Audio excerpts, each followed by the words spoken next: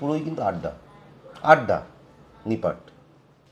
তোমার অভিনয় ছাড়া তো কিছুই বিশেষ জানি না ছোটবেলার থেকে, তো সেইগুলো জানবো।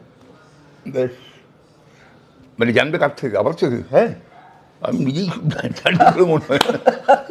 এটাই তো মজার, জানাবার মতো কিছু নেই মনে হয় শুধু। আর আমারও মানে আমি তো বড় দলে পড়ে গেছি। না, এই জন্যই আশা, কিন্তু সিরিয়াসলি অন্তত আমাদের মতন হয়তো কিছু মানুষ চায় যে, অনেকে হয়তো চায় বা চায় না সেটা তাদের ব্যাপার, কিন্তু আমরা চাই কিন্তু যে শিখি অন্তত কিছুটা। ওই গন্ডগোলটা ওইখানে হয় আর কি, যে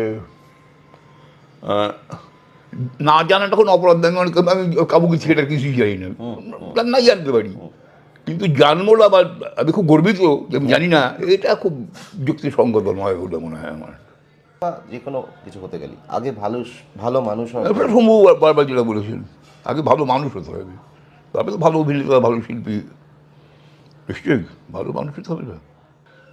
এখন লোকজন এসছে, এরা সব কষ্ট করে এসছেন আমার বাণী শুনবার জন্য। যখন কাজ করতে হবে তখন আসতো না, ঠিক। এখন আসছে, এরকম আর কি। মানে শুধু ভেঙে পড়লে চলবে না, কাজ করতে হবে, এটা একদম মানে যারা সবে এসছেন তাদের বুঝছি আর কি। আমার কোনো ভেলকি দেখাবার ক্ষমতা নেই, তো এদের আছে, কারণ এদের বিশ্বাস আছে।